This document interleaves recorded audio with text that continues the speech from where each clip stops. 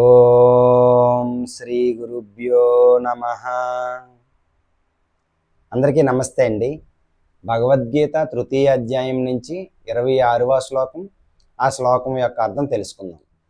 న బుద్ధిభేదం జనయేత్ అజ్ఞానాం కర్మ సంగినాం జోసయేత్ సర్వకర్మాణి విద్వాన్ యుక్త సమాచరన్.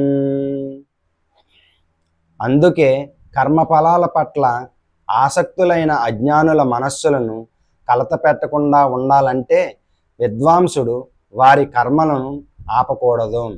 పైగా భక్తిభావంతో పనిచేస్తూ అతడు క్రమంగా కృష్ణ భక్తి భావన వృద్ధి అయ్యేందుకు వారిని నానా రకాల కర్మలలో నెలకొల్పాలి. రేపు మరొక శ్లోకంతో మళ్ళీ కలుసుకుందాం. హరే కృష్ణ.